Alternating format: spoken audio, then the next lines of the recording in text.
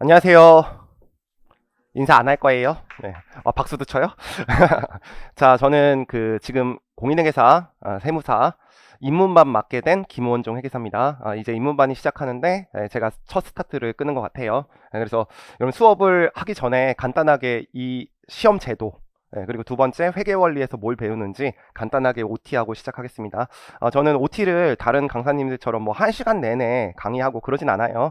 여러분들 아무것도 모르는데 제가 말 많이 해봤자 여러분들 아무것도 이해 못하기 때문에 이제 수업을 하면서 여러분들의 수험 공부할 때 필요한 사항들을 틈틈이 계속 얘기하는 편이거든요. 그러니까 이 회계원리 수업을 다 들으시면 이 시험 제도에 대해서는 여러분들 알게 될 거예요. 그래도 간단하게 온라인으로 들으신 분들이 있으니까 OT 잠깐 하고 시작하겠습니다. 저는 공인회계사 김원종이고요. 사실 이게 이제 2027년도 시험을 대비하는 과정이기 때문에 사실 2026년도에 이제 처음 수강하는 학생들이 이제 많이 수업을 듣는데 저는 2010년도 1월 6일 날이에요. 3일의 법인을 퇴사하고 지각하지 말라 그랬지. 예, 제가 회계학계의 민경훈이에요. 알겠죠? 매번 늦어도 이해할게. 괜히 얘기했다. 자, 그래서 저는 공인회계사 김원종이고요. 강의는 16년 동안 했습니다. 10년 이상 이 바닥에서 살아남은 사람이면 여러분들 합격하는 데 지장 없으니까 믿고 들으시면 됩니다. 자, 그런 다음에 과목성에는 IFRS 회계 원리인데 우리 시험에는 공인회계사 세무사 공통으로 회계학이라는 과정으로 시험 문제가 출제되는데 IFRS 회계 원리는 시험에 출제되는 범위는 아닙니다. 그런데 우리가 시험에 출제되는 저기 써놓은 중급 회계, 고급 회계를 듣기 위해서는 여러분들 우리가 영어나 수학을 공부할 때 처음부터 여러분들 독해를 할 수 있어요. 단어를 외워야 돼요. 단어를 외운 다음에 이제 독해를 할 수 있죠. 문법이나 여러 가지 문법을 해석할 수 있는 여러분들이 여러 가지 얘기를 들은 다음에 그 다음에 수업을 들을 수 있기 때문에 이 회계 원리에서는 첫 번째 여러분들이 용어에 익숙해지는 거예요. 회계 용어. 그래서 기초 개념 배우는 거고요. 두 번째는 중급 회계를 들을 때 여러분들이 수업 시간을 듣고 복습하는 시간을 줄여주는 단원입니다. 그래서 회계의 기초 개념을 다루는 단원이라고 생각하시면 됩니다. 처음에 제가 11번으로 지금 수업이 계획돼 있거든요. 44시간인데 여러분 복습 시간까지 하시면 한 88시간 정도 투자를 할 거거든요. 정확하게 11일이에요. 그래서 그 11일 동안 배우시면 여러분들이 회계사에 떨어지더라도 중소기업 회계팀에 취직해서 여러분들 먹고 살게는 해줄 거예요. 그래서 이 회계 원리를 들으시면 여러분들 중소기업 회계팀에 취직하는데도 지장이 없습니다. 근데 뭐 상장기업까지 여러분들이 수업을 들어야 된다, 아니 취직을 하셔야 된다, 그럼 중급회계나 고급회계까지 공부를 하시면 취직하는 데는 지장이 없을 거예요. 그래서 용어와 기초개념 배우는 단원이라고 생각하시면 돼. 그 다음에 이제 교재 소개 드릴 텐데 회계원리는 개정이 안 돼요. 그래서 작년에 개정을 했고요. IFRS 회계원리 3판으로 강의를 할 거고요. 제가 이 회계사 세무사 시험과 관련된 수험서를 제가 직접 쓴 게 10개거든요. 근데 이 책만 여러분들 교수님과 공저로 책을 썼어요. 왜냐하면 이게 학교 강의에서도 이 책이 한 5개 학교에서 지금 쓰이고 있습니다. 그래서 상당히 많이 팔린 책이에요. 제가 해커스 와서 쓴 책인데 8년 동안 10,000권 이상 팔렸으니까 여러분 베스트셀러예요. 그렇게 생각하시면 돼요. 그 다음에 교재 소개 잠깐만 드릴게요. 여러분들 회계학은 이제 책을 읽어보시면 제일 처음에 회계학의 내용을 이해시키는 본문이 있고요. 이게 숫자를 다룬 학문이다 보니까 이 회계 기준서를 읽어보고 여러분들이 그 회계의 내용을 몰라요. 그래서 그거의 사례를 만들어 놓고 그 사례를 숫자로 풀어줍니다. 그것을 예제라고 해요. 다른 책들은 본문이 있고 이렇게 예제로 구성이 되어 있는데 제 책의 특징을 하나 말씀드리면 한 단원이 있으면요. 그 한 단원의 절마다 시험에 나오는 부분을 다시 한번 요약을 해놨어요. 그러면 여러분들 한 번만 읽어도 책을 2번 읽는 효과가 있거든요. 여러분들 제가 회계 원리는 한 2번은 보라 그러는데 애들이 안 보고 중급회계에 와서 중급회계 때 제가 고생을 많이 해가지고 그렇게 책을 모두 다 만들어놨습니다. 모든 교재를 다 그렇게 만들어놨어요. 그래서 제 책의 특징은 각 책마다 그림이나 표를 가지고 시험에 출제된 내용을 다시 한번 포인트로 만들어 놨기 때문에 여러분 한 번 읽으면 2번 읽는 효과가 있습니다. 그래서 애들이 좋아해요. 그 다음에 이제 책이 이제 1차 시험이 있고 2차 시험이 있잖아요. 그럼 1차 시험은 오지선다 객관식이라 그랬죠. 그래서 뒤에 객관식 문제를 만들어 놨어요. 실제 세무사나 회계사에 기출된 문제는 아니에요. 회계 원리는 주로 이제 공무원 시험 정도에 기출된 문제를 다루는 건데 처음에 이런 문제들을 좀 풀어보시면요. 여기에는 여러분들한테 주의할 사항이 한두 개밖에 없거든요. 근데 세무사나 회계사 시험은 3-4개가 이렇게 나와요. 그럼 2가지 문제를 이제 합쳐놓은 문제를 중급회계 때 풀 건데 이런 거에 익숙해지면 나중에 중급회계 문제 풀 때 좀 쉬워지겠죠? 그래서 시간이 되신 분들은 풀어보시고 그리고 우리 2차 시험은 전부 다 주관식으로 출제되는 거 아시죠? 그래서 주관식 연습 문제도 이렇게 만들어 놨습니다. 근데 요거를 여러분들이 중급회계 공부할 때까지 다 보면 좋아요. 처음부터 끝까지 시간을 투자하셔서. 그래서 시간 되시는 분들은 풀어보시는데, 여러분들 그 회계사 시험은 두 가지가 먼저 시험을 보기 위해서 선수해야 될 게 두 가지 있는 거 아세요? 첫 번째는 학점 이수, 두 번째는 토익을 넘겨야 돼요. 700점 이상. 그리고 세무사 시험은 토익만 700점 이상 넘기시면 되는 거죠. 그래서 만약에 지금 그것을 아직 통과하지 못하셔서 시험을 볼 것을 준비해야 된다. 그럼 내가 지금 시간이 부족하잖아. 이 공부하면서 다른 것도 해야 되니까. 그러면 여러분들이 여기서부터 여기까지만 복습하시고 나머지 시간에 학점 이수 먼저 하시고 오셔도 중급회계 듣는 데는 지장이 없습니다. 걱정하지 마시고. 근데 시간이 좀 많이 드신 분들은 다 풀어보는 것도 좋고. 근데 제가 말씀드리는 게 우리 시험은 시험장에 연습지를 가지고 갈 수가 없어요. 그래서 시험 문제에서 이제 문제를 풀어야 되거든요. 그러니까 다 손으로 푸는 거야. 그래서 부탁은 객관식은 상관없는데 요 예제와 요 주관식은 여러분들 연습장을 하나 사셔가지고 보통 2차 답안지라고 하는데 그 2차 답안지에다가 직접 손으로 풀고 요 주관식과 예제는 처음에 제가 강의를 한 다음에 본문 읽고 포인트 읽고 예제 읽고 그 다음에 이제 예제와 주관식은 손으로 푼 다음에 만약에 틀리면 틀린 이유를 그 문제 혼자 채점하시면서 확인해 보신 다음에 그 틀린 이유를 포인트나 본문을 찾아보시고 확인을 하신다면 중급회계 공부할 때 좀 더 편하실 거예요. 그래서 요거는 연습장을 꼭 가시고 푸셔야 된다. 앞으로 계속 모든 공부할 때 과목들이 숫자로 된 학문들은 이렇게 공부를 하셔야 됩니다. 그 다음에 두 번째는 결석이나 지각하지 마. 알겠지? 괜히 얘기했다.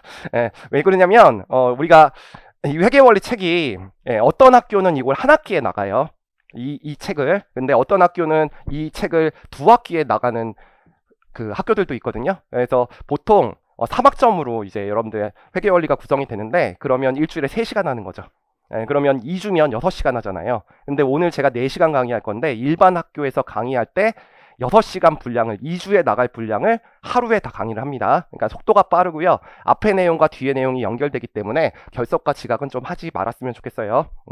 그리고 여러분들 지금 표정들이 다 마찬가지인데 처음 공부할 때는 제가 단기간 내에 붙어야 된다고 생각을 하잖아요. 그래서 우리 학원에도 세무사 같은 경우에는 뭐 12개월에 붙은 학생도 있고요. 1년 6개월에 붙은 학생도 있고 회계사 같은 경우에 1년 6개월에 붙은 학생들도 있는데 거의 대부분 다 제가 아침에 좀 일찍 와서 여러분들 이제 이름도 다 외워요. 저는 이름도 다 외워주는 강사야. 근데 요 결석이나 지각하지 않은 학생들이 그 1년 6개월이나 뭐 2년 6개월 안에 금방 붙습니다. 성실한 학생들이 붙으니까 요거 부탁드리고. 그다음에 두 번째는 예습인데 사실 예습하고 수업 듣고 복습 들으면 얼마나 좋겠습니까? 근데 우리가 중급회계로 들어가서 기본반 강의를 하면 4시간 수업이 있는 날도 있고 한 8시간 있는 수업이 있는 날도 있어요. 근데 8시간 수업을 듣게 되면 예습할 시간은 없고 복습할 시간도 빡빡합니다. 그래서 예습은 여러분 사회과학은 하지 않는 거예요. 여러분들이 읽으면 안드로메다로 가고 블랙홀로 빠지기 때문에. 근데 제가 부탁드리는 게 내가 오늘 아침에 좀 일찍 왔잖아요. 저 항상 일찍 오거든요. 강의 시간에 여러분들 질문 받아주려고 아침에. 근데 아침에 일찍 오면 여러분들이 제 얼굴만 보고 있어. 제 얼굴 봐서 뭐예요? 원판 진상인데. 그래서 여러분들 예습은 어떻게 하는 거냐면 아침에 좀 일찍 오시면 다음 시간에 나갈 거를 그냥 읽어보는 거야. 아무 생각 없이 읽는 거예요. 그럼 거기에 용어들에 한 번 더 익숙해질 테니까 그렇게 읽으시고, 좀 나는 늦게 온다. 그럼 늦게 오면 그냥 수업 들으시면 돼요. 제가 제일 중요하게 생각하는 거는 인생은 효율적으로 살아야 되거든요. 여러분들이 제일 이 공부를 하실 때 제일 필요한 건 뭐냐면 수업 시간에 온갖 나의 힘을 다 써야 돼요. 그래서 수업 시간에 내가 기억할 것들을 많이 기억하는 게 좋습니다. 그러면 뭐가 줄어요? 복습 시간이 준단 말이야. 그래서 첫 번째 수업 시간에 집중하는 것이 첫 번째 얘기고요. 그런 다음에 여러분들이 수업 시간에 배운 내용을 그날 복습하면 오늘 같은 내용은요 숫자로 된 학문이 없기 때문에 한 1시간이면 복습을 하거든요. 그럼 1시간 복습할 수 있는데 이것을 토요일날 한꺼번에 몰아서 복습하면 3, 4시간으로 복습 시간이 늘어납니다. 인간은 망각의 동물이기 때문에. 그래서 수업 들은 거 그날 복습하셨으면 좋겠습니다. 알겠죠? 그래서 여러분들 이 종합반을 처음부터 끝까지 기본반을 할 때 여러분들 부탁드리고 싶은 거는 모든 과목을 그날 수업 들은 것을 그날 복습한 다음에 밀리지 않으면 이 종합반에서 일단 성공한 거라고 생각하시면 돼. 그 다음에 두 번째는 우리는 시험이 숫자로 나오는 과목들이 좀 있거든요. 재무회계도 있고 원가관리회계도 있고 세법도 있고 뭐 경제학, 재정학 같은 것이 숫자로 되기 때문에 시험에 계산기를 가지고 수 있어요. 그래서 여러분들이 계산기를 지금부터 구입하셔야 됩니다. 그래서 계산기를 지참하시면 돼요. 왜냐하면 우리 회계원리에서는 그렇게 많지는 않은데요. 제가 수업 시간에 계산기로 푸는 방법도 한 3가지 정도 알려주거든요. 그럼 계산기를 옆에다 놓고 저랑 같이 그 숫자를 때려봐야지 시험장에서 그걸 1초 만에 풀 수 있으니까 가져오시고요.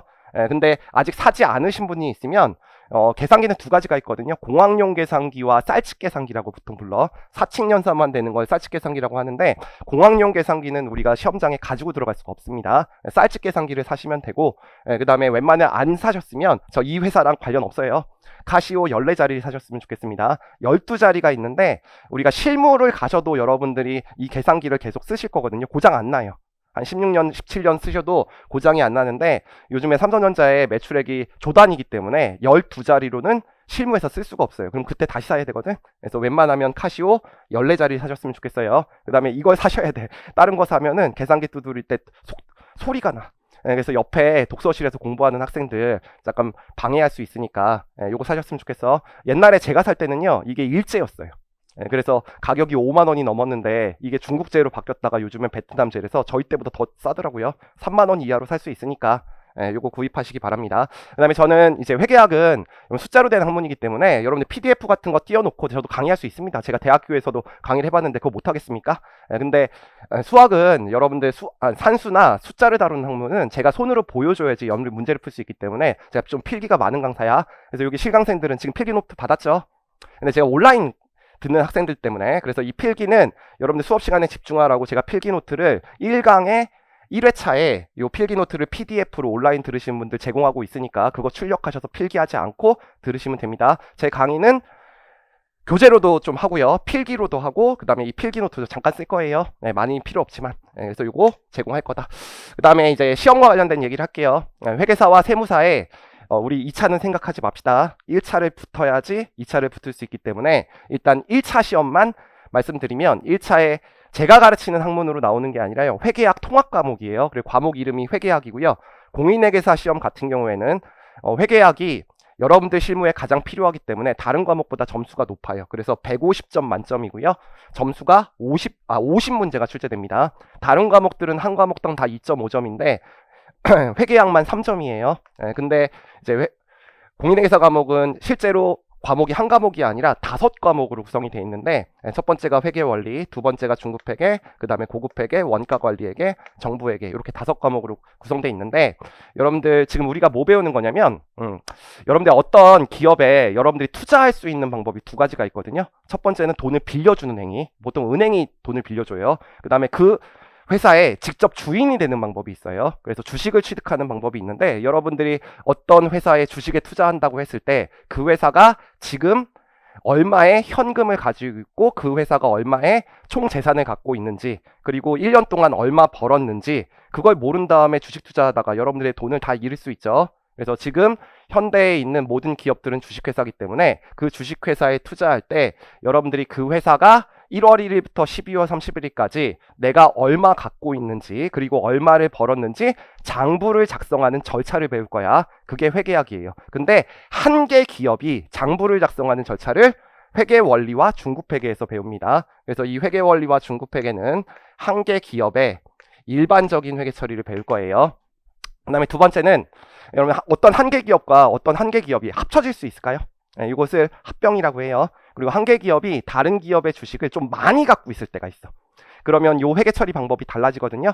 그래서 이 고급 회계라고 해서 난이도가 어려워서 고급 회계가 아니라 한 학기의 커리큘럼을 만들기 위해서 그냥 학교에 그 커리큘럼의 제목을 바꿔놓은 거야. 고급스럽진 않아요. 난이도는 중급 회계랑 거의 비슷합니다. 그래서 이거는 M&A 같은 2개 기업 이상의 특수한 회계 처리를 배우는 거를 고급 회계라고 합니다. 그래서 이 내용은 서로 다르다. 그때 지금 우리가 뭐 배운다 그랬죠? 회계원리. 회계원리는 뭐에 익숙해지는 거라고? 앞으로 공부를 열심히 하기 위해서 용어에 익숙해지고 중급회계의 내용을 미리 배우는 거예요. 그래서 다른 책보다 제 회계원리 책이 조금 두꺼운 편이에요. 그래서 저는 좀 욕심을 내가지고요. 여러분들 요 중급회계의 내용 중에서 제가 옛날에는 이거 40% 커버했는데 3판에서 좀 줄였어요. 학생들이. 중간에서 포기하는 학생들이 있어서 한 30% 정도 제가 회계 원리에서 중급회계 내용을 커버하고 있습니다. 그래서 여러분들 회계 원리를 잘 들으시면요, 제 중급회계 단원이 24단원으로 돼 있거든요. 예, 근데 24단원 중에서 14장까지는 회계 원리와 중급회계 내용이 겹치는 부분이 되게 많아요. 그래서 저는 14장까지는 거의 결석이 없습니다, 학생들이. 알겠죠? 그래서 그렇게 생각하시면 돼. 회계 원리가 용어를 배우고 기초를 배우고, 그리고 중급회계 내용을 좀 선행학습한다, 이렇게 생각하시면 돼요. 그 다음에 여러분 제조기업이라고 있거든요. 기업은 크게 나누면 두 가지가 있어. 물건을 싸게 사서 비싸게 파는 기업, 그걸 상기업이라고 해요. 제가 가르치는 이 회계원리 중급회계 고급회계를 재무회계라고 합니다. 저는 무슨 강사라고요? 재무회계 강사. 근데 제조기업, 물건을 만들어서 파는 기업들도 있어요. 뭐 LG전자나 삼성전자 같은 기업, 이 기업도 재무제표를 만들어야 되는데, 이 기업들은 재무제표를 만들 때 나의 제품의 원가를 계산하는 방법이 상당히 좀 복잡해요. 그래서 그 내용을 40시간 동안 여러분들 배워야 되거든요. 근데 그것도 사실 재무회계 분야야. 근데 그걸 내가 가르치면 여러분들 너무 지겹겠죠? 계속 나만 보는 거야. 그래서 이 원가 관리에게는 별도의 강사님이 강의를 하실 겁니다. 강력대 교수님이 강의를 하실 거예요. 그 다음에 이제 정부도 2007년도에는 지방자치단체가 공인회계사의 감사를 받아야 되고요. 그 다음에 국가도 정부도 2009년도부터 공인회계사의 감사를 받아야 돼가지고, 안타깝게도 2012년부터 정부회계가 1차에 출제되기로 했습니다. 공인회계사 시험 같은 경우에는. 요거는 계산 문제보다는 말 문제가 한 4문제 나오고요. 계산 문제도 되게 쉬워서 이건 암기 과목이에요. 요 회계원리랑 중급회계를 열심히 공부하시면, 차이점만 공부하시면 되는 아주 간단한 과목이에요. 1차에만 있고. 그래서 회계사 시험 같은 경우에 5문제가 나옵니다. 그래서 총 요렇게 강의를 할 거고요. 여러분들 지금 저희는 시작한 거죠. 저는 원가회계랑 정부회계는 제가 강의를 안 하기 때문에 제가 105점을 커버할 거예요. 그래서 중급회계가 25문제, 고급회계가 10문제, 회계원리가 10문제, 아니 원가관리회계가 10문제, 정부회계 5문제 출제되는데, 저는 재무회계 강사이기 때문에 요거 2개 합치면 105점. 그래서 회계사 준비생들 같은 경우에는 제가 비중이 제일 높은 강사입니다. 다른 과목들이 제일 점수가 높아도 100점이거든요. 근데 제가 105점을 커버하고, 2차 시험 때는 얘가 별도로 100점, 얘가 별도로 50점으로 출제되기 때문에 전 두 과목을 또 커버하기 때문에, 공인회계사 시험 준비생 같은 경우에는 저랑 제일 친하게 지내게 돼요. 그 다음에 세무사 준비생들은 좀 다릅니다. 세무사 준비생들은 1차 시험 때 정부회계는 다행스럽게도 출제가 안 돼요. 그래서 중급회계랑 고급회계에서 원래 25문제가 출제됐는데, 한 재작년부터 제가 한 문제를 원가관리회계 선생님한테 뺏겼어요. 그래서 23문제 출제되고요. 고급회계가 1문제 출제되고, 원가관리회계가 16문제가 출제됩니다. 1차 시험에 회계하기. 그리고 저는 150점이 아니고 100점입니다. 그럼 40문제가 출제되니까 이걸 나눠보면 한 문제당 2.5점이에요. 그 중에서 제가 지금 가르치는 건 중급회계랑 고급회계 요 2개를 가르칠 거예요. 여기서 잠깐 할 말이 있는데, 회계사 준비생들은 나중에 고급회계가 실무에서 많이 쓰여요. 그래서 10문제가 출제돼요. 제끼면 안 돼요. 근데 세무사 준비생들은 1차에 많이 출제돼봤자 한 문제거든요. 근데 세무사 준비생들은 60점 이상이면 1차가 거의 합격되기 때문에 1차 시험 때 고급회계를 준비해도 되고 안 해도 됩니다. 근데 요즘에는 2차 시험의 60점 중에서 12점이 고급회계가 출제되는 경향이 있어요. 그래서 제가 1차 시험 때도 고난이도 특강에서 고급회계 특강을 한 3번 정도 할 거고요. 그 다음에 여러분들 같은 경우 올해부터 1월반도 있기 때문에 심화반에서도 고급회계를 강의할 거예요. 2차를 대비해서. 그래서 세무사 준비생들은 1차보다는 2차가 중요한 거다. 그리고 이제 자기의 능력에 따라서요. 제가 1차 준비를 거의 다 했고 나는 1차를 합격할 가능성이 높다. 한 5개월 전에 판단이 이미 됩니다. 그러면 고급회계 추가적으로 공부하시면 좋아요. 동차하기 위해서. 근데 만약에 다른 과목들이 진짜 쓰레기야. 근데 1차는 붙고 싶어. 그러면 1차 때는 요 한 문제는 제껴도 돼요. 알겠죠? 그냥 고난이도 특강만 듣고, 그리고 2차 때 동차 공부할 때 준비하셔도 됩니다. 그래서 요게 중요한 거야. 근데 이제 중급회계랑 고급회계가 있는데, 제가 처음 강의할 때는요, 세무사 준비생들이, 제가 지금 강의한 지 17년 됐거든요. 세무사 준비생들이 요만큼밖에 안 됐어요. 근데 요즘에 취직이 안 돼서 제가 강의할 때보다 6배가 세무사 준비생들이 늘었거든요. 그래서 옛날에 중급회계랑 그 고급회계 출제 범위가, 예를 들면 중급회계 같은 경우에 회계사가 이만큼 공부하면 세무사는 요만큼만 공부해도 1차를 합격할 수 있었는데, 요즘에 응시생이 많아짐에 따라서 중급회계는 회계사와 세무사가 내용이 똑같습니다. 그리고 출제 범위도 완전히 똑같아요. 2차도 거의 내용이 유사합니다. 그래서 요 중급회계까지는 회계 원리와 중급회계까지는 기본반까지는 공통 강의를 할 거고요. 그 다음에 객관식 반부터 심화반, 요거 갈릴 때부터 이제 분반을 해가지고 그때부터 강의를 나눌 거예요. 그래서 세무사 준비생들 같은 경우에는 회계원리와 중급회계는 동일한 과목을 수강하신다. 그렇게 생각하시면 됩니다. 자, 더 이상 할 얘기는 없어요. 저는 칠판을 지우면서까지 얘기하는 짐승 같은 강사거든요. 계속 떠들어요. 알겠죠? 여러분들 회계원리 공부할 때는요, 두 가지가 필요한데, 처음에는 여러분들 지금까지 공부 안 했잖아요. 대학교 들어가서. 저도 대학교 1학년 때는 거의 당구만 치고 놀았던 것 같은데, 이제 다시 고등학교 생활로 들어가야 되거든요.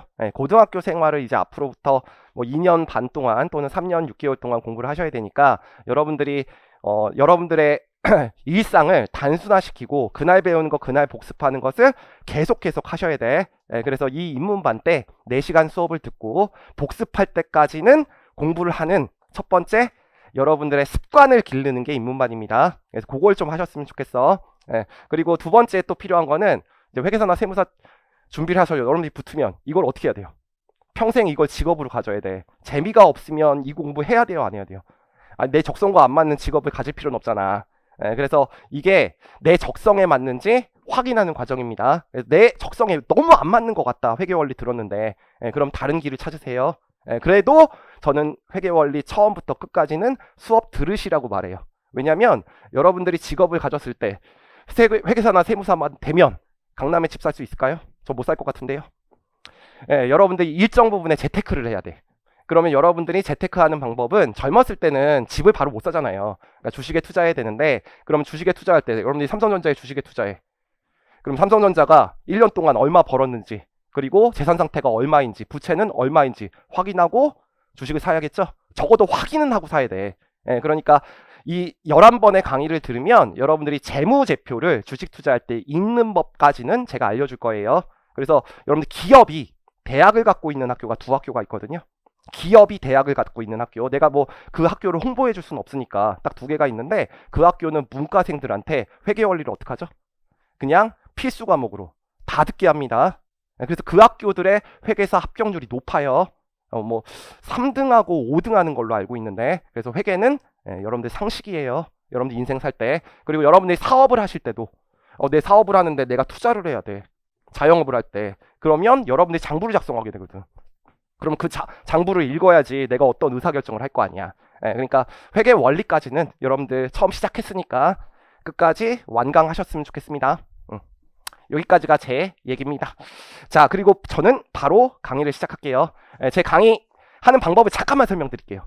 저는 한 번 강의할 때 강의를 3번씩 하거든요. 첫 번째는 일단 책을 보지 않고 필기를 먼저 해줘요. 중요한 것들. 그래서 먼저 이론 설명을 해주고요. 그게 책에서 어떻게 출제되는지 필요한 문장들한테 밑줄 쳐줍니다. 그럼 2번 읽어주죠. 읽어줄 때마다 다시 그 이론적인 설명 해줍니다. 그리고 칠판을 지우기 전에 내가 강의했던 내용을 처음부터 끝까지 다시 요약해줘요. 그래서 한 번 들을 때 3번씩 들을 수 있는 효과가 나올 거예요. 알겠죠? 그래서 계속 반복해줍니다. 자, 그래서 지금 첫 번째 뭐라고 되어 있냐면, 처음에 회계의 기초 개념이 있고요. 그 다음에 재무 보고라는 1장이 있고요.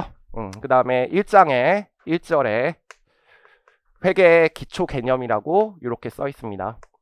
그래서 뭐 배울 거냐면 회계가 무엇인지를 배울 거야. 근데 사실은 회계가 무엇인지를 배우려면요, 여러분들이 어떤 주식회사가 있으면 그 주식회사가 내가 지금 재산 상태가 얼마이고 1년 동안 얼마 벌었는지를 장부를 작성하는 절차를 배울 거거든요. 근데 안타깝게도 장부를 작성하는 절차를 화요일부터 배울 거예요. 수요일부터 배울 거예요. 두 번째 시간에. 그래서 장부를 작성하는 절차를 배우기 전에 회계의 개념을 여러분들한테 설명드리면 이게 무슨 내용인지 이렇게 생각할 수 있습니다. 근데 여기에 있는 내용은 그 장부를 작성하는 절차를 배운 다음에 4장에 또 나와요. 지금 배우는 게. 알겠죠? 그러면 보다 더 이해가 편하겠죠? 그래서 어차피 계속 뒤에서 반복되니까 가끔 듣다가 이해가 안 가는 내용이 있다 그래도 거부감을 가질 필요 없어요. 회계 원리는 처음부터 끝까지 제가 한 수백만 번 반복해 줄 거예요. 계속 반복하다 보면 여러분들이 알게 됩니다. 그래서 저는 이 1장의 1절 내용에 3가지 내용을 담고 있거든요. 첫 번째, 회계란 무엇인가? 그래서 회계의 정의를 먼저 배울 거예요. 그 다음에 두 번째, 이 회계 정보를 이용하는 사람이 있습니다. 이 이용하는 사람을 정보 이용자라고 하는데, 이 정보 이용자를 가지고 회계를 분류할 거거든요. 예, 시험 과목이 두 과목이라고 했죠? 재무회계랑 관리회계. 예, 그래서 그 두 과목을 분류하는 회계의 분류를 배울 거예요. 여러분들 이 지금 내가 배우는 내용은요, 시험에 절대 출제되지 않습니다. 시험에 출제되는 게 아니라 여러분들 기초 개념 가르쳐주기 위한 거예요. 그래서 회계는 첫 번째 내용이 뭐라고 되어 있냐면 어떤 경제적 실체가, 예, 경제적 실체라는 말은 이게 학문이 됐기 때문에 교수님들이 어려운 말 쓰는 거야. 예, 우리가 배울 때는 삼성전자라고 생각하시면 돼요. 삼성전자는 뭐죠? 기업이. 그러면 이 기업에 돈을 투자하는 사람이 있다는 거죠. 첫 번째, 돈을 투자할 때는 두 가지 방법이 있다 그래서 첫 번째는 뭐? 돈 빌려주는 사람. 두 번째는 주식에 직접 돈을 투자하는 사람, 주인. 두 가지 방법이 있어요. 이런 사람들이 그냥 돈을 빌려줘야 돼요? 돈 잘 버는 기업에 돈을 빌려줘야 돼요? 돈을 잘 버는 기업에 돈을 빌려줘야 됩니다. 그래서 이런 사람들을 우리가 뭐라고 부를 거냐면 회계 정보를 이용하는 사람, 정보 이용자라고 부를 거야. 근데 이 정보 이용자인 아까 누구라고 그랬죠? 주주와 채권자. 이 주주와 채권자는 기업 내부에 있는 사람입니까? 기업 외부에 있는 사람입니까? 기업 외부에 있어요. 그럼 정보에 대한 접근 권한이 약합니까? 강합니까? 약하죠. 내용을 몰라요. 예, 근데 그 내용을 여러분들이 알지 못한 상태에서 주식 투자하다가 여러분들이 돈을 잃을 수 있으니까, 예, 요 경제적 실체가 정보 이용자의 투자 의사결정에 유용한 정보를 제공하는 것을 우리가 회계라고 해요.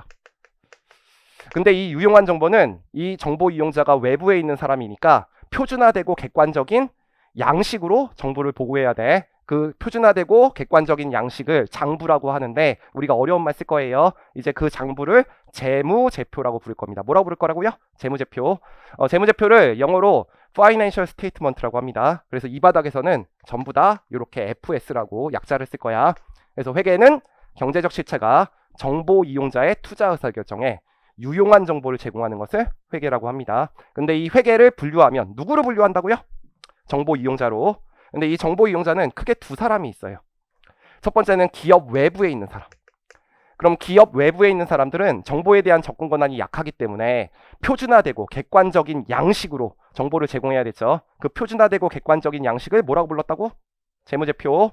그러면 이 외부 정보 이용자는 두 가지가 있다는 거죠. 첫 번째는 돈을 빌려준 사람. 다른 말로 은행이에요. 그 사람은 우리가 뭐라고 부를 거냐면 채권자라고 부를 거야.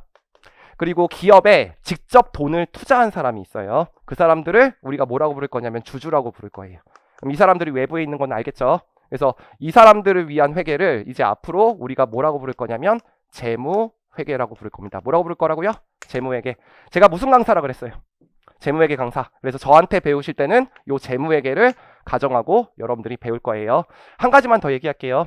지금 회계원리 입장에서는요, 기업의 외부 정보 이용자를 주주와 채권자라고 이렇게 기억하셔도 되는데요. 여러분, 주주는 기업의 주식에 뭐 했다 그래 보통? 투자했다고. 그래서 주주를 다른 말로 투자자라고도 부릅니다. 알겠죠? 근데 이 채권자를 두 명으로 좀 나눠요. 은행은 돈을 빌려준 사람이죠.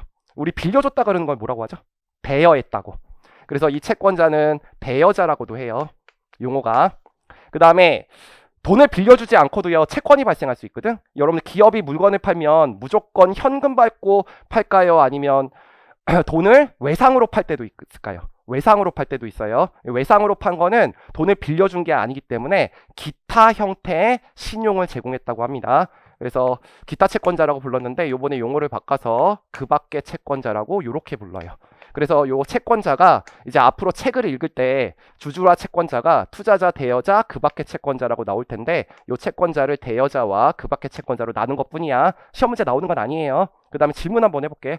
여러분들이 아는 기업이 삼성전자밖에 없죠. 그래서 회계원리 때는 삼성전자 얘기를 많이 할 건데 여러분이 삼성전자 주식에 지금 주식을 보유하고 있는 사람, 저는 삼성전자 주식을 약간 보유하고 있거든요. 약간. 예. 근데 삼성전자 주식을 지금 갖고 있는 사람도 재무제표를 봐야겠죠. 만약에 이익이 오르는 상태다. 그러면 보유나 매수 의사결정을 해야 돼. 근데 삼성전자 주식이 떨어진다면, 아니 이익이 떨어지고 있다면 매도 의사결정을 하기 위해서 이 재무제표를 보는 거거든. 그럼 지금 주식을 갖고 있는 사람도 재무제표 봐야 되지만 앞으로 주식을 살 사람도 재무제표를 봐야겠죠. 그래서 앞에 요 말이 들어가 있어요.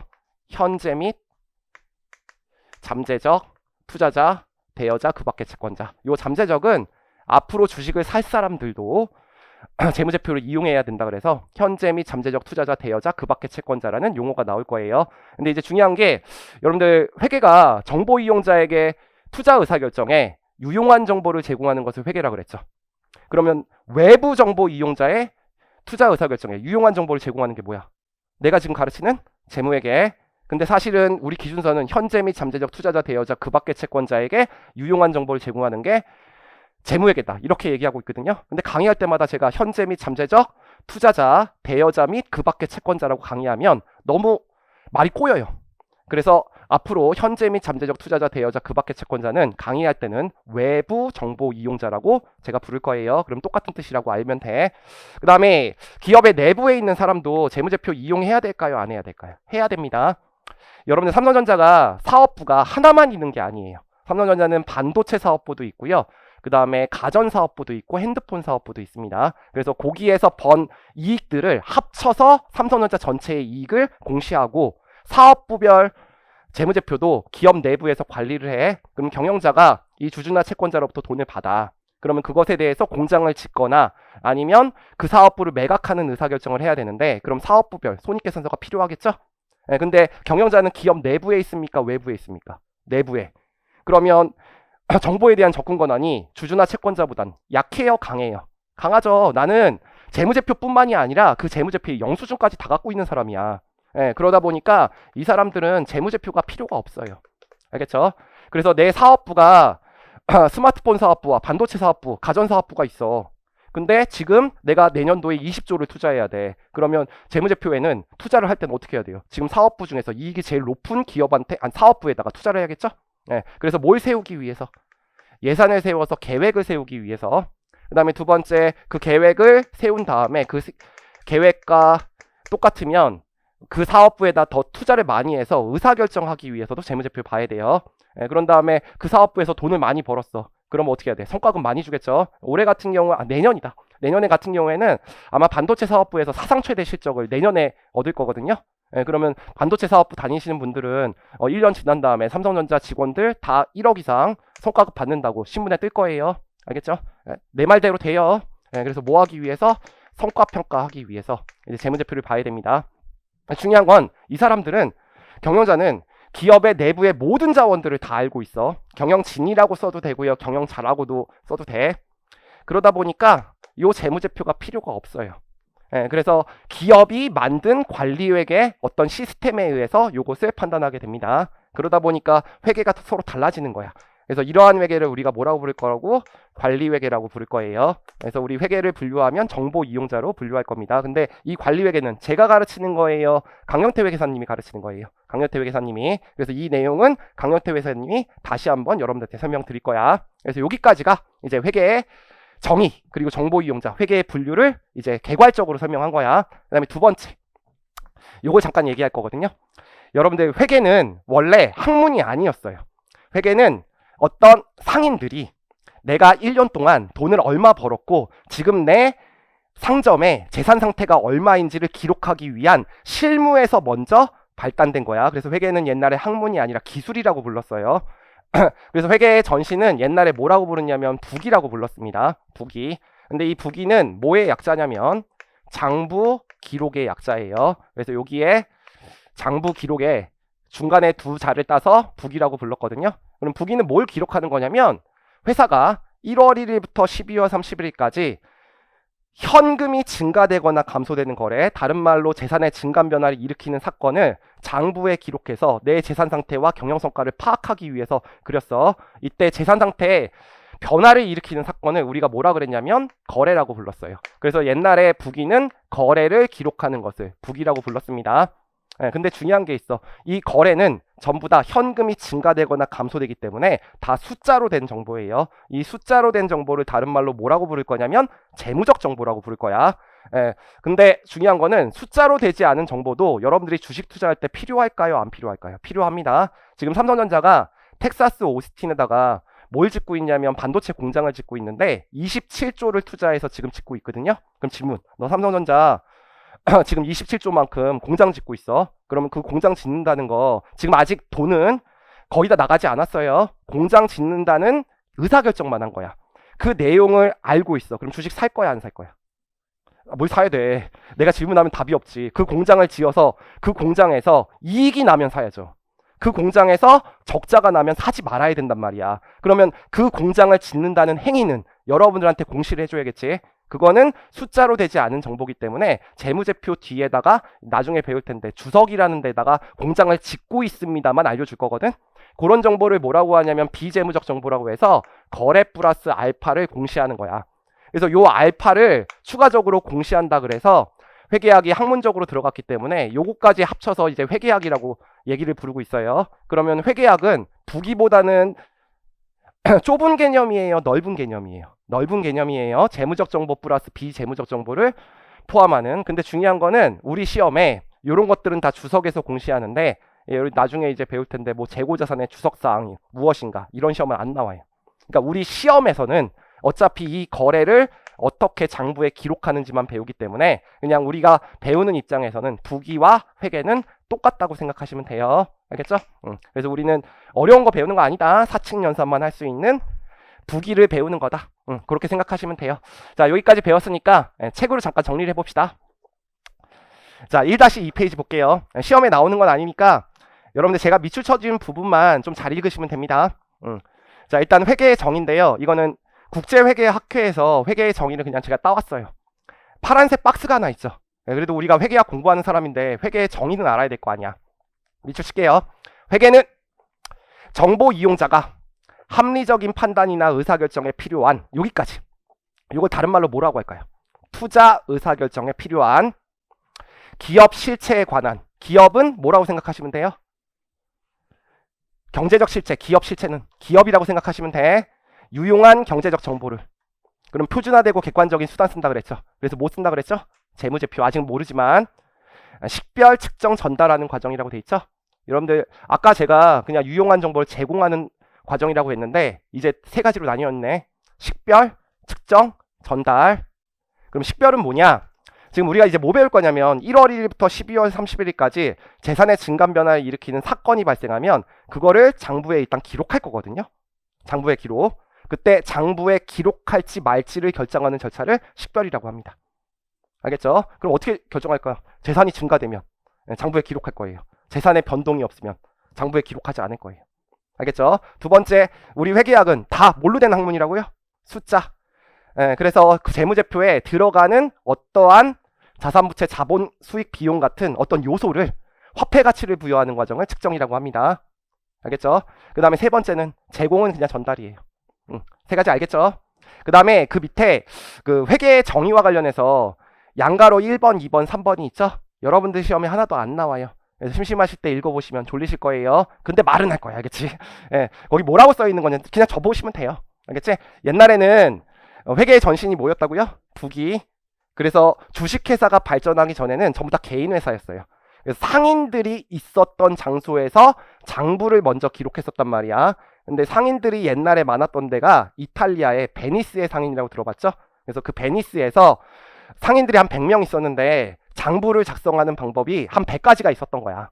근데 그 100가지 중에서 이탈리아의 수학자 루카 파치올라라는 사람이 있거든요. 그 사람이 장부를 작성할 때 한쪽에서만 작성하지 않고 양쪽에 기록하는 방법을 개발했어. 그래서 그게 회계학으로 들어왔어요. 그러니까 옛날에 상인들이면 여러분들 상인들은 내가 장부를 그렸어. 또는 재무제표를 그렸어. 그럼 나만 보면 되죠. 그러니까 정보에 산출에 초점을 맞춘 게 부기야. 근데 지금은 주식회사라고 그랬죠. 그럼 주식회사는 주인이 한 명이에요? 아니면 여러 명이에요? 여러 명이에요. 삼성전자 같은 경우에는 우리나라 인구의 10명 중에 한 명이 삼성전자 주주랍니다. 500만 명이 삼성전자 주주라는 거야. 그러면 그 사람들이 그 재무제표를 보고 주식을 살지 말지 판단해야 되니까 지금은 회계는 정보를 산출하는 데 초점을 맞추지 않고 정보를 제공하는 데 초점을 맞추고 있다. 그렇게 써 있어요. 이해 가죠? 그 다음에 두 번째, 옛날에는 전부 다 숫자로 된 정보만 제공하는 것을 회계라고 했어. 근데 내가 아까 말했죠. 비재무적 정보, 그 다음에 미래 지향적인 정보, 이런 정보까지 여러분들이 투자 의사결정할 때 판단해야 된다 그랬지. 그래서 내가 텍사스 오스틴 공장을 지을까 말까 판단하는 것도 재무제표의 본문엔 들어가지 않지만 주석에서 공장 짓는다고 설명은 해줘야 된다 그랬지. 그래서 요거까지 포함하는 재무보고라는 개념으로 확장되었다. 그게 3번이야. 근데 그걸 다시 배울 거예요. 됐지? 그 다음에 두 번째 보시면 회계 정보 이용자라고 돼 있어. 왜 배우는 거죠 이거? 회계는 이걸로 재무회계랑 관리회계를 분류하기 때문에. 근데 중요한 게 있어요. 이 회계 정보를 이용하는 사람 중에서 주요 정보 이용자가 있고 그 다음에 기타의 정보 이용자가 있습니다. 주요 정보 이용자는 누구냐면 회사에 직접 돈을 투자한 사람들. 그럼 투자는 어떻게 한다 그랬죠? 돈을 빌려주거나 아니면 주식을 사거나 그 사람들이 얘예요. 예. 그래서 여러분들 이 현재 및 잠재적 투자자, 대여자, 그 밖의 채권자를 우리가 뭐라고 하냐면 주요 정보 이용자라고 합니다. 그럼 주식에 직접 투자하지 않은 사람들은 사실 재무제표를 볼 필요가 없잖아. 근데 어떠한 이유로 재무제표를 볼 때가 있어. 그런 사람들을 우리가 뭐라고 한다? 그 밖의 정보 이용자라고 한다. 그래서 밑에 그림 1-1을 보시면 정보 제공자를 주요 정보 이용자랑 기타의 정보 이용자로 제가 나눠놨죠. 그래서 주요 정보 이용자는 알고 있어야 되거든요. 나중에 중급회계 배울 때 이 주요 정보 이용자가 문장으로 출제가 돼요. 그래서 거기다가만 별표 쳐놓으면 돼요. 네, 이 주요 정보 이용자. 현재 및 잠재적 투자자, 대여자, 그 밖의 채권자. 하나 넘겨볼게요. 그러면 그런 사람들이 있는데 그런 사람들이 왜 재무제표를 읽어야 되는지를 써놨습니다. 사람들은 5명이 있거든요. 근데 시험에 나오는 거는 1번은 나와요. 알겠죠? 여러분들 회계원리도 중급회계 시험에 나오는 문장들이 있어. 그래서 요 1번은 별표 쳐놓고 요건 나중에 중급회계 때 다시 배울 거야. 그래서 현재 및 잠재적 투자자, 대여자, 그 밖의 채권자 그거 밑줄 쳐놓고 그럼 이 사람들이 왜 재무제표를 봐야 되는지 그게 써 있어요. 쪼개볼게요. 현재 및 1번 밑줄 현재 및 잠재적 투자자는 투자자. 그럼 투자자는 누구 말하는 거죠? 투자자는 주주 말한다 그랬지. 됐죠? 그러면 지분 상품이나 채무 상품에 이익이 오르면 어떤 의사결정을 해야 된다? 매수하거나 보유. 이익이 줄어들 것 같아. 그러면 매도 의사결정을 하기 위해서 재무제표 본다. 그래서 매수, 보유, 매도 등에 대한 현재 또는 미래의 투자 의사결정에 유용한 위험과 수익률에 관한 도움을 주는 회계정보를 필요로 한다. 됐죠? 그 다음에 한 개 할 말이 있거든요. 회계원리가 필요한 이유가 뭐라 그랬죠? 용어에 익숙해지는 거. 여러분들이 보통 삼성전자에 주식에 투자한다 그랬죠? 근데 주식은 주식 한 주당 의결권 하나가 부여돼 있어요. 그래서 여러분들이 어떤 회사의 50%에서 한 주 이상 갖고 있으면 그 회사의 경영자가 될 수 있습니다. 그래서 주식 한 주당 하나의 의결권이 있기 때문에 이 주식은 다른 말로 지분 상품이라고 불러요. 이제 앞으로 여러분들이 기준서를 읽으실 때 주식은 지분 상품과 동의어로 시험 문제 출제될 거예요. 그 다음에 회사가 또 자금을 조달하는 방법 중에서 채권을 발행할 수 있거든요. 주식회사가 발행한 채권을 우리가 채권이라고 보통 부르는데 이 채권은 다른 말로 채무상품이라고 부를 거야. 그래서 거기 지분상품과 채무상품의 동의어는 주식과 채권이다. 이렇게 생각하시면 되고 이것도 한 11번 볼 거예요. 회계원리 때. 그 다음에 얘도 의사결정해야 되겠죠. 여러분 은행이 돈 빌려주는데 삼성전자 재무제표 봤어. 적자야. 빌려줄까요? 안 빌려줄까요? 안 빌려줘요. 빌려주더라도 이자율을 3%로 빌려주는 게 아니라 막 20%, 30%로 빌려준단 말이야. 그러면 대여자는 무슨 의사결정하기 위해서 재무제표 볼까요? 대여 의사결정. 그래서 현재 및 잠재적 대여자 여기까지만. 그런 다음에 뒤에 거 자금의 대여 동그라미. 자, 그 다음에 그 밖의 채권자는 뭐 한 사람이라고 그랬죠? 물건을 외상으로 판매한 사람. 그럼 이 사람도 원금과 이자를 받을 수 있는지 의사결정하기 위해서 재무제표 보겠죠. 흑자나는 기업이어야지 받을 수 있으니까. 그래서 그 밖의 채권자는 기타 형태의 신용을 제공. 그거랑 연결돼 있어요. 됐죠? 네. 그럼 이 사람들은 결국 뭐를 회수할 수 있는지를 보기 위해서 재무제표를 보는 거죠. 원금과 이자를 회수할 수 있는지. 근데 회계학에서는 약자를 많이 쓰거든요. 여러분이 이제 앞으로 배울 때 원금과 이자를 원리금이라고 이렇게 부를 거예요. 그래서 이 두 사람들은 원금과 이자를 회수할 수 있는지 확인하기 위해서 재무제표 본다. 그렇게 써 있습니다. 그 다음에 이제 정부와 규제기관이야. 여기서부터 밑줄 칠 필요는 없고 그냥 저 보시면 돼요. 여러분들 정부도 여러분들 돈을 벌까요? 안 벌까요? 벌어요. 네, 여러분들의 세금을 통해서. 근데 정부는 세금을 얻을 때 개인으로부터 세금을 얻을 수 있는데 그것을 개인소득세라고 합니다. 그 다음에 기업들도 돈을 벌면 세금을 냅니다. 그거를 우리가 뭐라고 부를 거냐면 법인세라고 부를 거예요. 그러면 법인세를 걷기 위해서는 어떻게 법인세를 걷냐면 회사가 1년 동안 번 돈, 그걸 수익이라고 부르는데 수익에서 내가 지출한 비용을 빼서 당기순이익을 구한 다음에 거기다 법인세율을 곱해서 법인세를 걷게 돼. 그러면 여러분들 국가 같은 경우에는 코로나 같은 거 터지면 여러분들 지원금 줘야 되죠. 그래서 여러분들 올해도 여러분들 지원금 받았어요? 지원금 못 받은 사람 있으면 나만큼 번다는 건데 다 받았잖아. 그러면 그걸 벌기 위해서는 우리 국가가 얼마만큼 세금을 버는지 알아야 될 거 아니야. 예, 그러니까 기업들의 재무제표를 봐야지 나의 세금이 얼마 들어올지를 알게 되죠. 그래서 재무제표 보는 거예요. 무슨 정책을 위해서? 조세 정책을 위해서. 그 다음에 국가도 기업을 갖고 있을까요? 안 갖고 있을까요? 갖고 있습니다. 여러분들 오늘 아침에 지하철 탔죠? 지하철 공사는 공기업이에요. 국가가 가지고 있어요. 그럼 지하철 공사에 여러분들이 흑자가 나야겠죠. 근데 안타깝게도 우리나라 지하철 공사는 항상 적자야. 왜 적자가 나냐면 물가가 상승되는 것을 방지하기 위해서 지하철 공사가 휘발유 값이 오르더라도 그렇게 많이 올리지 않습니다. 그래서 나중에 이제 세금으로 보전해서 그 기업을 살려야 돼. 그러면 지하철 공사가 얼마만큼 적자 나는지를 확인해야지 공공요금을 올릴지 말지 판단하겠지? 그래서 공공요금을 확인하기 위해서 재무제표를 보기도 합니다. 그래서 조세정책과 공공요금 책정을 위해서 정부가 본다. 안 중요해. 그 다음에 세 번째 경영자야. 내가 아까 설명했죠? 경영자는 사업부가 많기 때문에 어떤 사업부에 많이 투자할지 계획하기 위해서, 의사결정하기 위해서, 성과평가하기 위해서 경영자도 재무제표 봐야 된다. 이게 관리회계의 목적이에요. 넘어갈게요. 그 다음에 종업원이야. 여러분들 나중에 취직할 거죠. 회계사 되거나 세무사 되면 처음엔 취직해야 돼. 사업 개업하기 전까지는. 근데 회사가 적자가 나고 있어. 그럼 어떻게 해야 돼요? 퇴직해야지. 예, 두 번째, 여러분들 입사 의사결정할 때도 흑자가 나는 기업에 입사할 거예요? 적자가 나는 기업에 입사할 거예요? 흑자가 나는 기업. 그러니까 입사나 퇴직의 의사결정을 하기 위해서 재무제표 봅니다. 예, 나는 안 보고 들어갔는데 양가로 5번 볼게요. 일반 대중. 저예요. 여러분들 교수님들이 각 회사에 재무제표 보거든요. 왜 보는지 알아요? 통계 자료 작성하고 논문 쓰기 위해서. 저 같은 경우에는 그냥 일반 대중이잖아. 그냥 강의하기 위해서 여러분들 재무제표 봅니다. 삼성전자 제가 처음에 강의 시작했을 때가 2010년이었는데 시가총액이 60조였어요. 근데 작년에 제가 강의할 때 330조가 시가총액이었거든요. 그때 내가 이랬어. 삼성전자 이제 주가 오를 거라고. 근데 지금 600조예요. 사상 최대. 알겠죠? 더 오를 것 같은데 더 오른다는 얘기는 나중에 해줄게. 그래서 이런 거를 내가 정확하게 강의할 때 그래도 거짓말을 하면 안 되잖아. 그래서 이런 거 보기 위해서 저는 재무제표 봅니다. 알겠죠? 자, 맨 마지막 문장은 하나 밑줄 쳐줄게. 1-5페이지. 오늘 배울 거니까.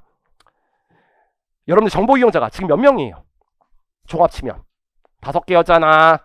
근데 모든 사람의 정보 이용자의 투자 의사결정에 유용한 정보를 제공할 수는 없습니다. 어떤 사람한테 유리하거나 불리한 정보를 제공할 수 있거든? 그럼 누구 입장에서 정보를 제공하는 게 제일 중요한 거죠? 기업에 직접 간접적으로 돈을 투자한 사람. 그 사람은 누구라고 그랬어? 현재 및 잠재적 투자자, 대여자, 그 밖의 채권자. 그래서 이 사람들한테 정보를 제공하면 나머지 사람들은 그걸 이용할 수 있는 거야. 그래서 이 사람들을 위한 회계를 일반 목적 재무보고라고 부르고요. 우리는 주로 이 사람들을 위한 회계를 지금부터 배울 거다. 그래서 기업 실체에 직접적 또는 간접적으로 자금을 투자한 현재 및 잠재적 투자자, 대여자와 그 밖의 채권자. 이 사람들을 뭐라고 그랬어? 외부 정보 이용자. 그래서 이 회계 정보의 주요 정보 이용자로 간주하고 이들을 위한 정보를 제공하는 것이 일반적이다. 이거 배워놓으면 좋아요. 나중에 경영자가 주요 정보 이용자이다. 이렇게 시험 문제가 나와. 그럼 오답이야. 나중에 알려줄게. 그 다음에 1-6페이지 보시면 우리가 회계를 분류하면 정보 이용자로 분류한다 그랬죠? 내가 그랬잖아. 그럼 외부 정보 이용자를 위한 회계를 재무회계, 내부 정보 이용자를 위한 회계를 관리회계라고 했는데 이것들의 장단점이 무엇이고 뜻이 뭔지를 써놓은 게 6페이지와 7페이지에 있는 내용이야. 여러분들 제가 이렇게 칠판에다 필기해주죠. 어디에 있어요? 필기노트에도 있고요. 필기노트 없으신 분들은 책에 언젠가 있습니다. 그래서 거기 그림 1-3이 있죠. 이 필기잖아. 있죠? 별표 쳐놓자. 이건 알고 있어야 되니까. 그런 다음에 그 만연체는 시험에 안 나와요.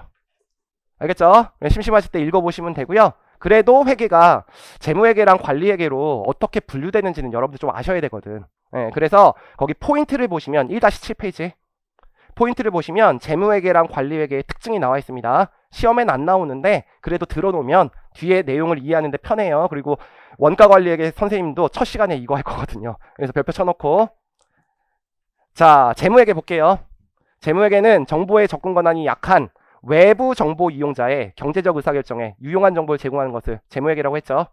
근데 이 사람들은 정보에 대한 접근 권한이 약하기 때문에 표준화되고 객관적인 양식으로 보고해야 된다 그랬죠. 그래서 보고 방법은 뭘로 한다 그랬어? 재무제표. 근데 질문 한번 해볼게. 여러분들 이 재무제표를 작성할 때 이 재무제표를 작성하는 사람은 회계사나 세무사가 작성하는 겁니까? 경영자가 작성하는 겁니까? 기업에서 작성하는 거예요. 우리는 재무제표의 작성 절차를 배우는 거고요. 회계사나 세무사는 그것에 대해서 의견 주는 거야. 알겠죠? 그럼 경영자는 내가 자금을 쉽게 조달하고 주식에서 이자율을 낮추기 위해서 이익이 높은 것처럼 보이게 만들고 싶어 하죠. 그래서 회계사들이 제일 싫어하는 게 뭐냐면, 이거 여학생들 막 싫어하는 거 아니야. 알겠죠? 예. 원래 용어가 여학생들로부터 나왔기 때문이야. 예, 그래서 여학생들, 우리 와이프도 있는데 우리 와이프도 자다 깬 얼굴과 그 다음에 나랑 같이 외식할 때 얼굴이 다르거든. 얼굴에 뭘 하기 때문에? 화장을 하기 때문에. 근데 화장을 할 때 분을 바르죠. 그래서 이익에다 분을 발랐다고 해서요, 이익을 높이는 행위를 우리가 뭐라고 부르냐면 분식회계라고 불러요. 그래서 회계사가 하는 일은 이 분식회계를 찾아서 이 분식회계를 금지시키기 위한 의견을 전달하는 행위거든. 예, 그러면 경영자가 재무제표를 만드는 방법이 7가지 방법이 있는데 그 중에서 가장 이익을 높이는 방법을 선택하면 투자자가 주식에 투자했다가 손실을 볼 수 있죠. 그래서 한 가지 방법으로만 이 재무제표를 작성하라고 하고 있어. 그 한 가지 방법을 우리가 뭐라고 하냐면 이 재무제표를 작성하는 방법을 회계 원칙이라고 합니다. 이 회계 원칙은 교수님들이나 아니면 가장 뛰어난 회계사들이 뭉쳐가지고 어떤 회의체에서 만든 걸 회계 기준이라고 해. 그래서 뭐라고 부르냐면 일반적으로 인정된 회계 원칙이라고 부릅니다. 그 일반적으로 인정된 회계 원칙을 영어로 갭이라고 불러요. 이 용어도 알아두셔야 돼요. Generally Accepted Accounting Principle이라고 해. 그래서 재무제표를 만들 때는 일정한 원칙으로 그려야 됩니다. 여러분들이 회계월 때 배울 때 저한테 배우는 게 이 원칙을 배우는 거야. 현금 작성할 때 원칙이 있고, 재고자산 작성할 때 원칙이 있고, 유형자산 작성할 때 원칙이 있어. 근데 그건 어디서부터 배울 거냐면 5번째 시간부터 배울 겁니다. 알겠죠? 그래서 일정한 원칙으로 작성해야 돼요. 그 다음에 정보의 범위가 있어. 나 잠깐 볼게. 그러면 우리가 뭘 지금 하는 거냐면 어떤 재무제표를 보고 여러분들이 주식을 살지 말지 판단하는 거야.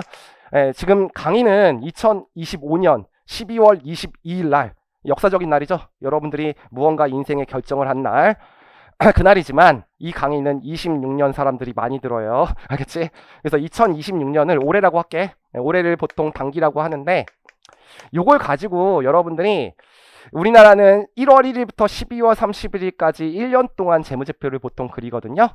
그래서 요때 12월 30일 날 재무제표를 이렇게 그리는 거야. 그럼 이걸 보고 여러분들이 투자 의사결정을 하는 거죠. 근데 실제로 사는 거는 뭐 2027년 뭐 7월 1일 날 사는 거지. 됐지? 그러면 여러분들이 보는 재무제표는 지금 일어난 사건이에요? 지나간 사건이에요? 지나간 사건이에요. 작년 재무제표를 보고 주식 투자 의사결정을 하는 거기 때문에 상대적으로 과거지향적인 정보입니다. 이게 회계학의 한계기도 해요. 알겠죠? 그 다음에 보고식이야. 정기보고라고 돼 있죠? 여러분들 상장기업이라고 들어봤어요? 상장은 시장에서 거래되는 주식회사를 말해요. 우리나라 같은 경우에는 코스피 시장과 코스닥 시장이 있어. 코스피 시장은 아주 좋은 우량기업들이 상장된 거고요. 그 다음에 벤처기업들이 보통 상장된 회사들을 코스닥 기업이라고 해. 이 기업들이 이제 재무제표를 공인회계사 감사를 받아야 되거든. 그래서 이 기업들은 1년에 한 번 재무제표를 만들어요. 그 다음에 상장기업들은 3개월에 한 번씩 또 재무제표를 만듭니다. 이거를 중간 재무보고라고 하는데, 그래서 정기보고 해야 돼요. 1년에 한 번 또는 3개월에 한 번. 근데 오른쪽에 볼게. 관리회계. 관리회계는 누구를 위한 회계라고 그랬죠? 경영자. 그래서 내부 정보 이용자에게 유용한 정보를 제공하는 것을 관리회계라고 한다. 그래서 정보를 이용하는 사람은 내부 정보 이용자죠. 근데 이 사람들은 정보에 대한 접근 권한이 약하다 그랬어요. 영수증까지 갖고 있다 그랬어. 영수증까지. 그러니까 일정한 원칙으로 공시할 필요가 있다 없다? 없다. 알겠죠? 그래서 여러분들이 이제 전공자 같은 경우에는 경영학과 뭐 통계학, 경제학에 있는 여러 가지 통계 기법으로 관리회계 시스템을 만들어요. 그리고 각 회사마다 관리회계 시스템은 서로 개발한 거기 때문에 서로 달라요. 그래서 일정한 원칙이 있다 없다? 없다. 그래서 구두로 얘기해도 되고요. PPT로 얘기해도 된다고. 그다음에 두 번째, 특수목적 보고서야. 경영자만 보면 되죠. 그럼 표준화되고 객관적인 양식으로 공시해야 돼요. 구두로 해도 되고 PPT로 해도 돼요. 구두로 해도 되고 PPT로 해도 돼. 그래서 특수목적 보고서다. 그리고 정보의 범위는 재무회계에 비해서 상대적으로 과거 및 미래 지향적인 정보를 담고 있습니다. 여러분 경영자는요. 요때 회계팀 담당자한테 불러가지고 물어볼 때 작년도 손익이 얼마이냐고 안 물어봐요. 어차피 이거 공시됐는데, 나 알고 있는데. 그래서 내년 손익이 얼마인가 이렇게 물어봅니다. 그걸 어떤 양식으로 공시하는 거거든. 왜요?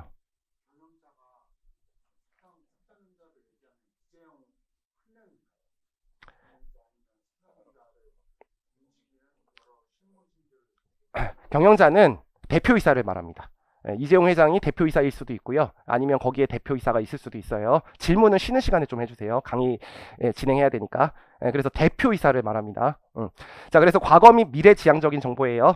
그래서 여기 상대적으로 재무회계는 관리회계에 비해서 미래 지향적인 정보를 갖고 있다고. 경영자는 뭐라고? 미래를 물어본다고. 그 다음에 수시보고예요. 그래서 매년 한 번씩 작성하는 게 아니라요. 경영자가 갈굴 때마다 작성하시면 됩니다. 그래서 요거 내용들 한번 읽어보시고요. 중요하지 않아요. 여기까지 하시면 1교시에 할 내용들은 제가 설명을 했습니다. 자, 여러분들 제가 이렇게 가르친 다음에 다시 한번 정리한다 그랬죠. 그래서 회계의 정의는 경제적 실체, 기업이 정보 이용자의 투자 의사결정에 유용한 정보를 제공하는 것을 회계라고 해요. 한 가지만 여기서 내가 강의 안 한 게 있어가지고 이 경제적 실체는요. 꼭 기업과 같은 사람들만 재무제표 작성하는 게 아니야. 그래서 회계사와 세무사의 업무 범위는 되게 넓어요. 여러분들 기업들은 돈을 벌기 위해서 사업활동을 수행하죠. 그래서 그 회계를 영리법인이라고 불러. 그래서 영리법인이 만드는 회계를 영리회계라고 하고요. 제가 가르치는 분야가 영리법인을 위한 회계입니다. 여러분들 비영리법인들도 재무제표 만들어야 되거든요. 뭐 한국야구위원회 그런 기업들도 재무제표 만들어야 돼. 그 사람들을 위한 회계는 뭐라고 부르냐면 비영리회계라고 해요. 다행스럽게도 비영리회계는 공인회계사나 세무사 시험에 안 나옵니다. 정부도 세입과 세출을 관리하기 위해서 재무제표를 만드는데 정부를 위한 회계를 뭐라고 한다? 정부회계라고 한다. 그 정부회계는 공인회계사 1차 시험에만 나올 거예요. 알겠죠? 그 다음에 회계를 분류하면 뭘로 분류한다고요? 정보 이용자로. 외부 정보 이용자는 정보에 대한 접근 권한이 약하기 때문에 표준화되고 객관적인 양식으로 정보를 제공해야 돼. 그 양식을 재무제표라고 하고, 이 외부 정보 이용자는 기업에 직접적, 간접적으로 투자한 사람이라고 했죠. 그래서 현재 및 잠재적 투자자, 대여자 및 그 밖의 채권자를 우리가 외부 정보 이용자라고 합니다. 그래서 이들을 위한 회계를 우리가 뭐라고 부를 거라고? 재무회계. 근데 그런 사람들이 아니라 기업의 내부 정보 이용자도 기업의 의사결정을 하기 위해서 정보를 봐야 되는데 경영진을 위한 회계를 관리회계라고 한다. 장단점, 특징, 시험에 안 나오니까 관심 없어요.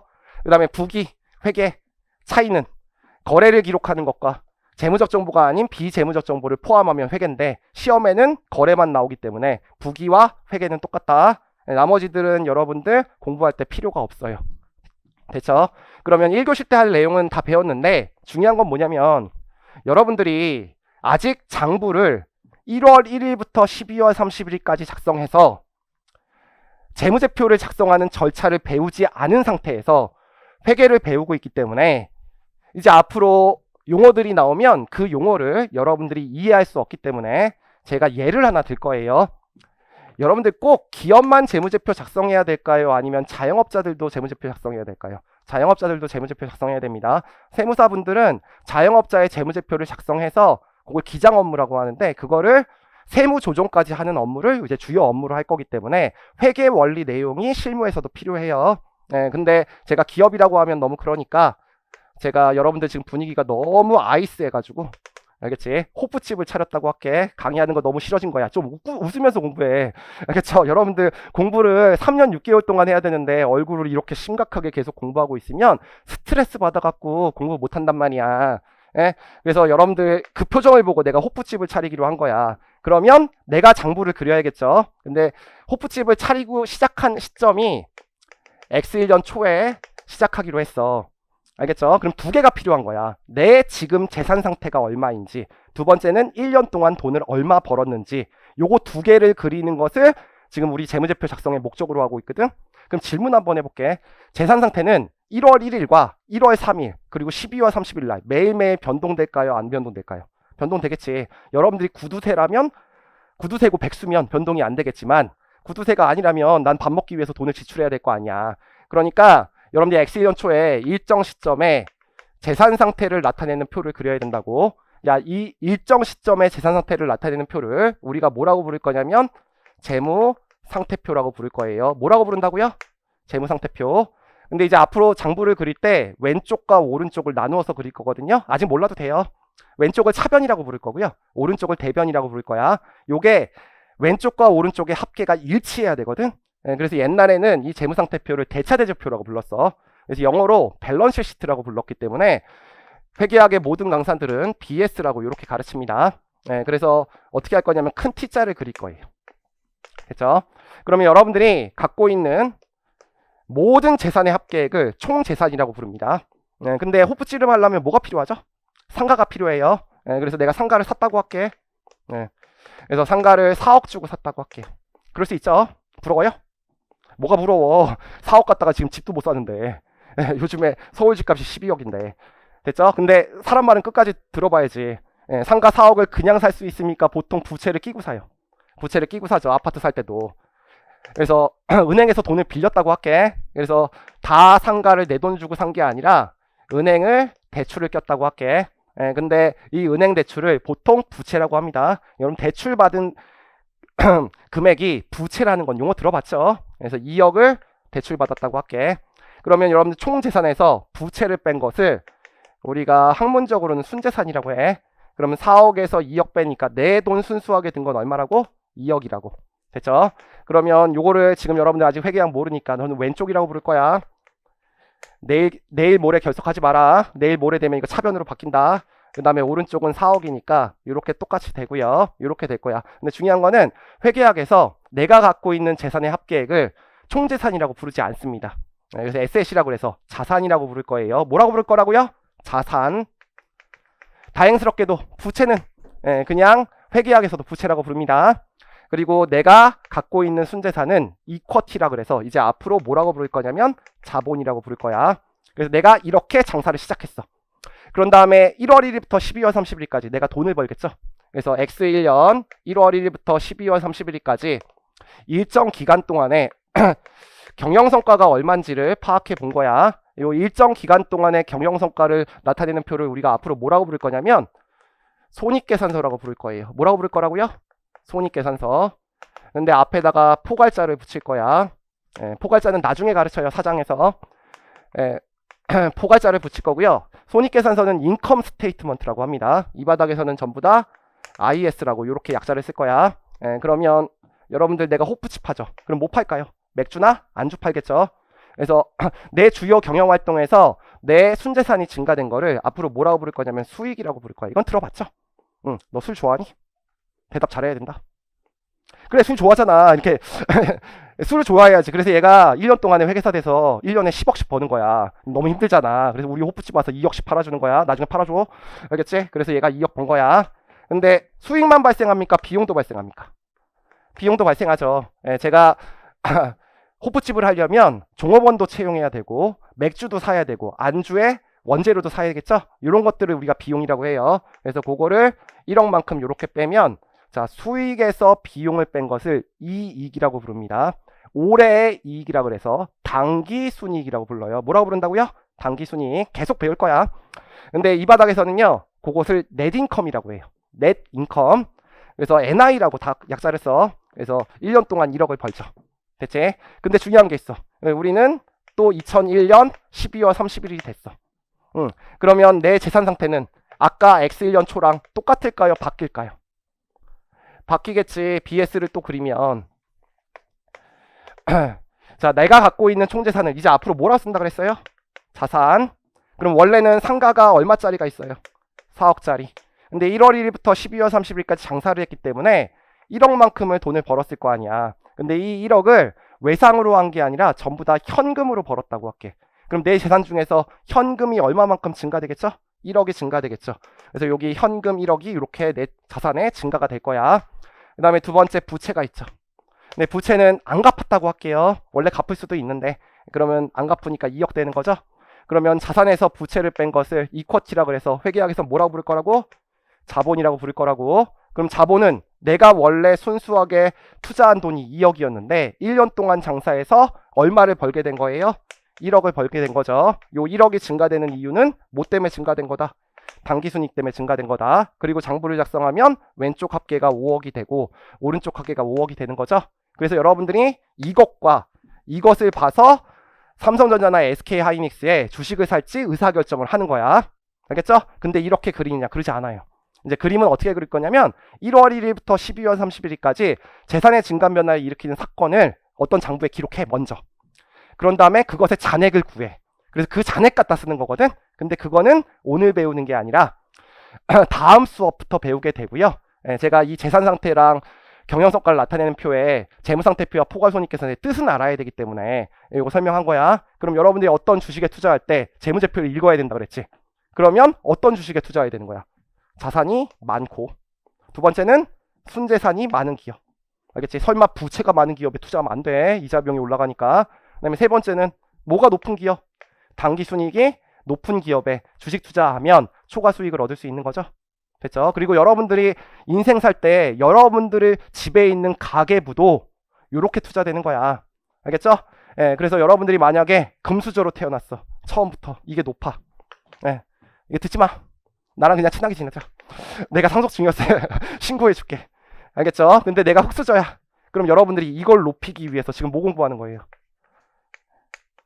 회계사와 세무사 공부하는 거잖아. 저는 대기업도 다녀봤고요. 교수도 해봤고요. 학원 강사도 해봤고 회계법인도 다녀봤어요. 회계사가 되면 다른 직업에 비해서 다 좋은 기업이었거든 나. 근데 이게 높습니다. 알겠죠? 적어도 내가 말했지. 가격표 안 보고 소비할 수 있는 시점이 옵니다. 저는 한 35살 때 그때부터 가격표 안 보고 소비는 할 수 있었어. 근데 뭐 집을 강남 살 수 있다. 그거는 조금 더 재테크를 해야 돼. 알겠죠? 그래서 요거 알고 있으면 좋기 때문에 제가 써놓은 거예요. 그 다음에 회계의 역할부터는 다음 시간에 2교시 때 할게요. 그래서 책을 1-7페이지를 펴놓고요. 쉬었다 하겠습니다. 여러분들 쉬기 전에 딱 한 가지만, 회계는 경제적 실체가 정보 이용자의 투자 의사결정에 유용한 정보를 식별, 측정, 전달하는 과정이다. 이것만 아시면 되고요. 회계를 분류하시면 정보 이용자로 합니다. 외부 정보 이용자를 위한 회계를 재무회계, 내부 정보 이용자를 위한 회계를 관리회계라고 하고, 저는 재무회계를 가르치는 강사다. 그래서 재무제표를 어떻게 작성하는지를 앞으로 44시간 동안 배울 거다. 요것만 아시고 1교시 잠깐 10분간 휴식한 다음에 2교시 진행할게요. 쉬었다 하겠습니다.